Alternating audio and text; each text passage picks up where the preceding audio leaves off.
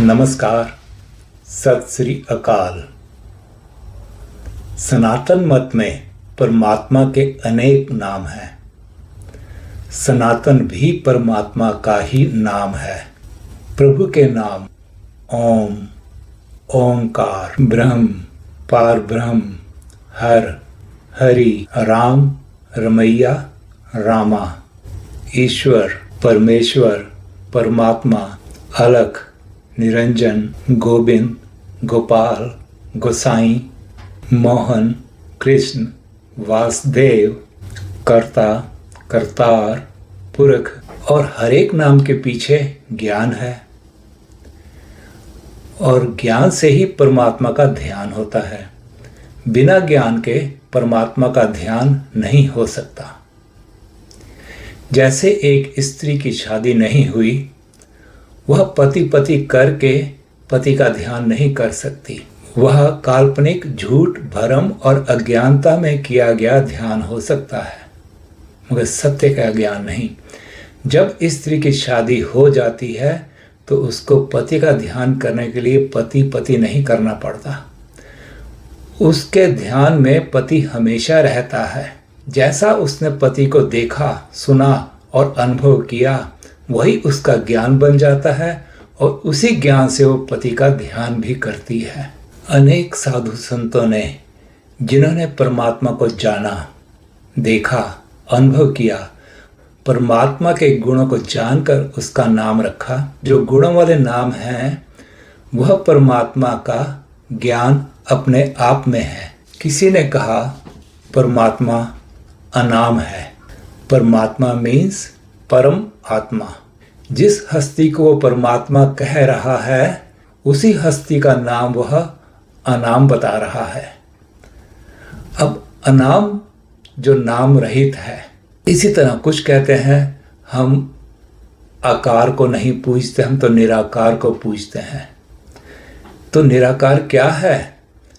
निराकार जिसका रूप नहीं, रंग नहीं, आकार नहीं, तो कहा जाता है कि उसको जाना नहीं जा सकता, उसको देखा नहीं जा सकता, उसको सुना नहीं जा सकता, उसके बारे में बताया भी नहीं जा सकता। तो फिर उसको कैसे जाने? अंधे कुएं में धकेल दिया।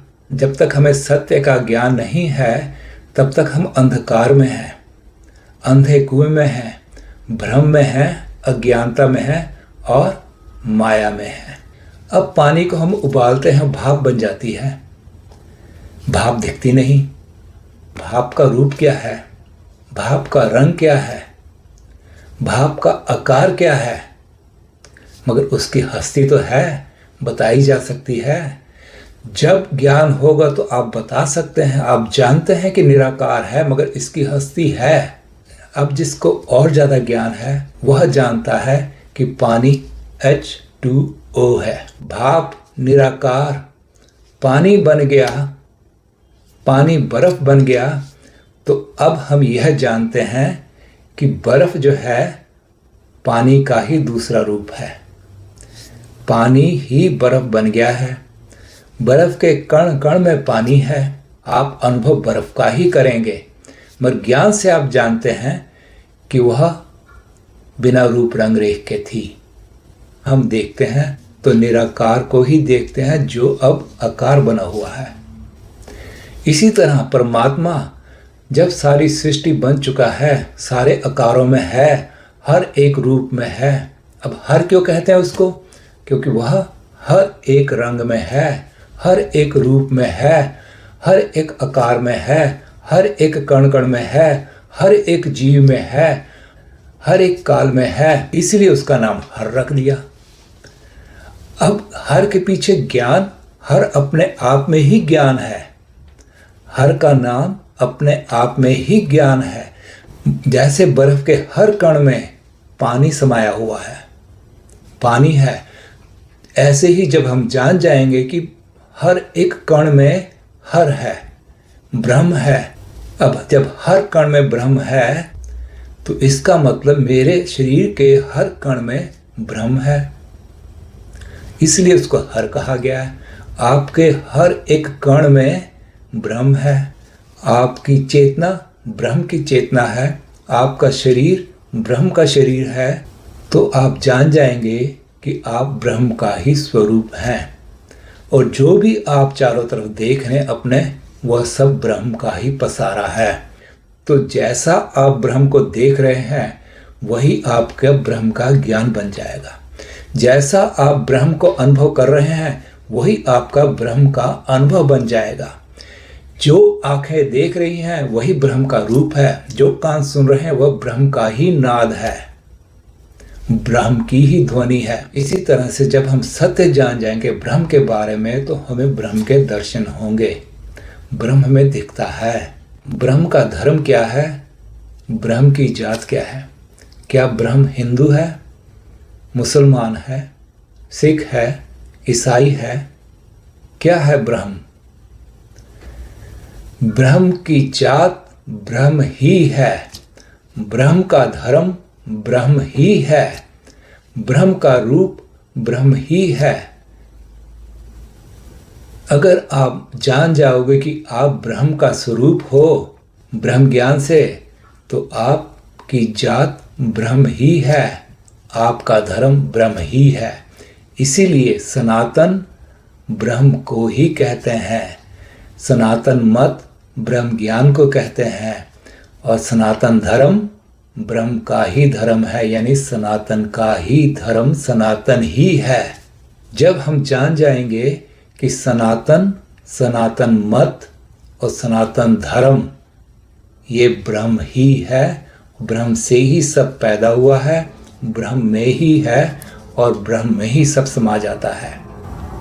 इसीलिए न तो आपसे परमात्मा ब्रह्म सनातन कभी अलग था, न है, न वह किसी से अलग होता है, न कभी होगा। सिर्फ जब हम पहचान कर लेते हैं अपनी, तो वह हमें सर्वत्र नजर आ जाता है, हमारे अंदर भी और बाहर भी। इसी तरह राम सब में रमा हुआ, कण कण में रमा हुआ सर्वव्यापक राम है।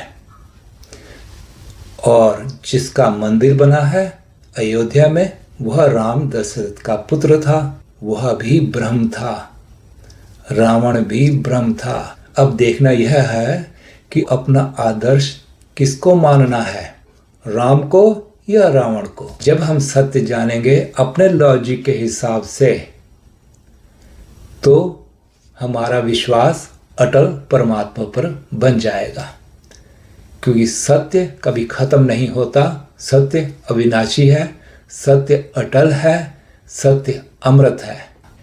जब कबीर जी राम का रूप हो गए तब वह कहते हैं राम कबीरा एक भय हैं, कोई न सके पहचानी। जब राम और कबीर एक बन गए हैं, हो गए हैं, तो दूसरा कोई पहचान नहीं पाता, क्योंकि जो जानता है ब्रह्मज्ञानी वही जान पाता है कि मैं क्या हूँ। अब मन उलट सनातन हुआ, तब जानिया जब जीवत मुआ। जब मैंने अपने अहंग रूपी रावण को मारा तो मैं राम का रूप हो गया। जब मेरे अंदर से माया का भ्रम चला गया तो मैं सनातन हो गया, मेरा मन सनातन हो गया। तो कबीर जी खुद सनातन थे, सनातनी थे, उनमें सनातन मत थी, उनका धर्म सनातन था। धन्यवाद। भारत माता की जय।